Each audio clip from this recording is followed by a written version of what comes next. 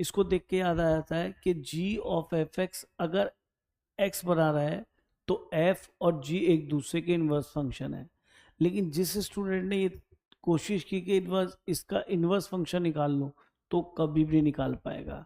तो यहाँ पे इस क्वेश्चन को दो तरीके से दिया जाता है, या तो जी ऑफ एफ एक्स को एक्स देते हैं, या एफ ऑफ जी एक्स को एक्स देते हैं, या फिर ये लिख देते हैं कि फंक्शन जी एफ का इन्वर्स फंक्शन है।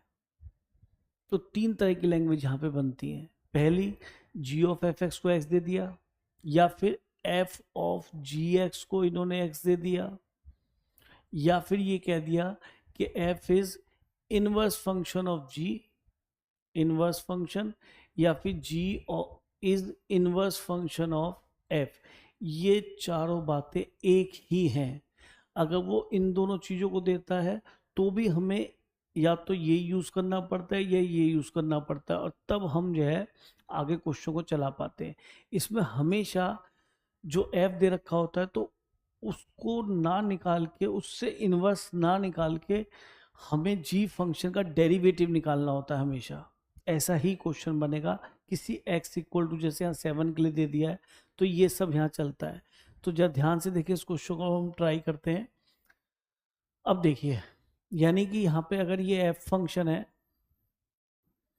अगर ये फंक्शन f है a टू b, तो ये फंक्शन हमारा g है, क्योंकि ये इसका इन्वर्स फंक्शन है, क्योंकि g of F x x बन रहा है, आइडेंटिटी फंक्शन बन रहा है। ऐसा तभी पॉसिबल है।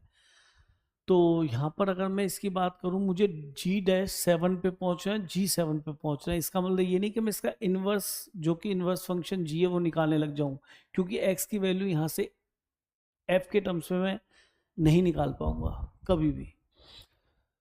तो करना क्या है, सीधा इसको पकड़ना है और इसको डिफ्रेंशिएट करना है on differentiating both the side. तो g का तो हो गया G-x, चेन रूल से, और अंदर वाले फंक्शन का f(x) का हो गया बेटा f'(x), और x का हो गया 1। अब हमें क्वेश्चन पे इस इक्वेशन को ध्यान से देखना है कि भाई मैं इस g' के अंदर क्या चाहता हूँ, कि सर मैं यहाँ पे चाहता हूँ 7, मुझे इसकी वैल्यू निकालनी है, यानी कि मुझे G'7 चाहिए।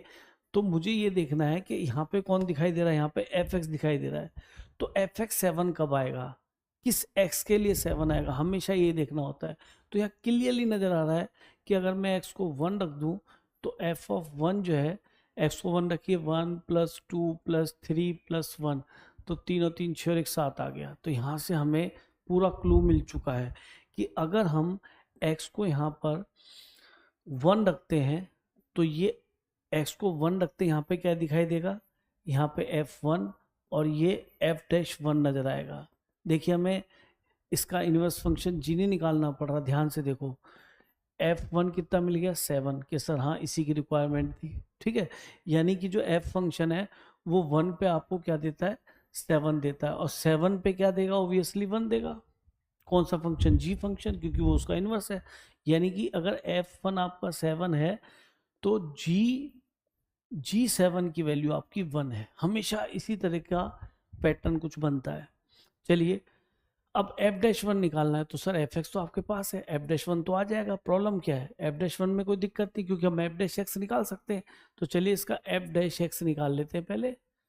ये कितना हो गया, 5x⁴ + 6x² + 3, और जैसे ही मैंने यहाँ पे x को 1 रखा तो ये बन गया 5 + 6 + 3, तो 9 और 5 14, ये हमारा 14 आ गया f'1।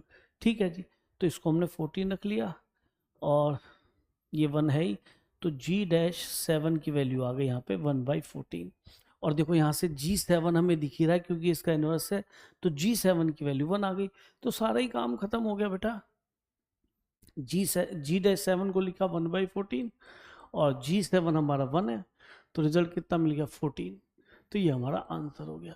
तो इस टाइप के क्वेश्चन बहुत आते रहे हैं। इस 24 अप्रैल में भी 2 क्वेश्चन ऐसे आए हैं, एक ये है, एक और आएगा, उसका वीडियो भी आपको मिलेगा।